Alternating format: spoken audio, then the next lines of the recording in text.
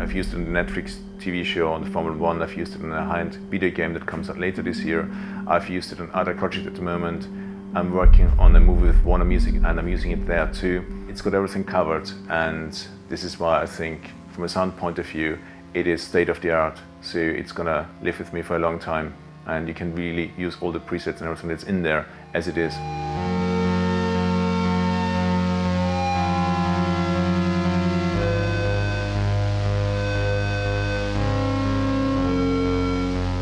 So when I sit in front of the MatrixBrute, it's usually like sitting in front of a modular synth setup. You're there with your synthesizer, with your instrument, and you've got this blank canvas. So you usually turn on the synth, and I only start with the initialized preset, like nothing. So after half an hour of programming, you end up with a sound that's so unique and different, something that you didn't even have in mind when you started, and this is what I really like.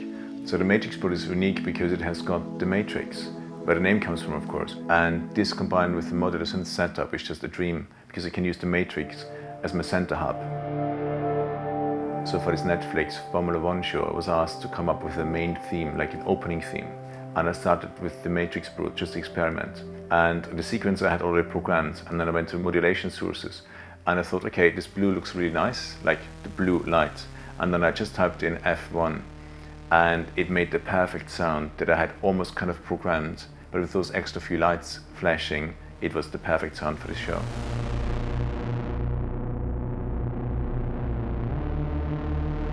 I like to combine the easygoing of an instrument, a software instrument like Pigments, and the world of MatrixBrute, which is like endless and infinite. And both together are just a great kind of combination for finding something that's unique and creative.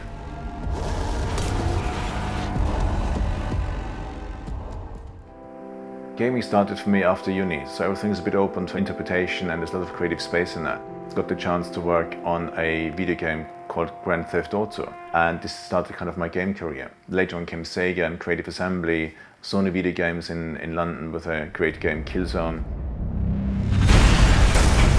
What immortal means? I think the main difference between games and a Netflix series, for instance, is that games are non-linear.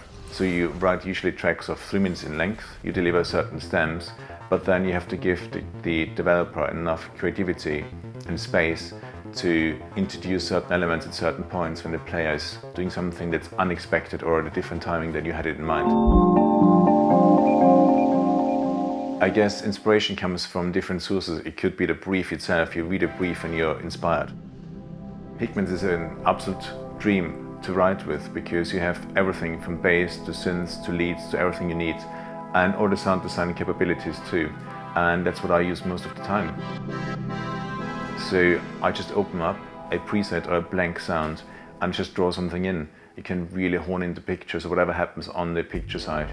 You can mimic that with the sounds by automating, for instance, filter sweeps, or just movement that goes up from a tiny movement to a really, really big accentuated movement. So just flick through some presets, use one of them, tweak it a bit, and you're there. So it's a very easy way to find the right sound.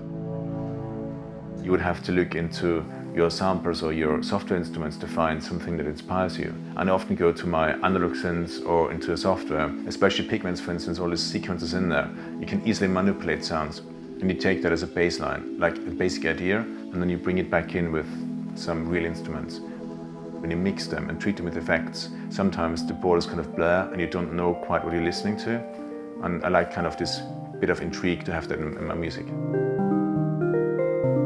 So usually in the projects I work on, I'm being sent the first quick times from the producers, and for instance this Formula 1 show that I just scored, they would send me a quick time and outtake of some racing sequences, and then I would sit in my studio usually for a few days and have ideas of what instrumentation do I use? Is it electronic instruments? Is it analog? And so I chose to use some of the bottom and gritty kind of synthesizers. I used the MatrixBrute, I used my modular synth setup, and of course I combined it with live recorded instruments. It's usually very hands-on, like you start very early on, sometimes even before the film is being shot, and you finish a couple of weeks before the film is being released in cinemas.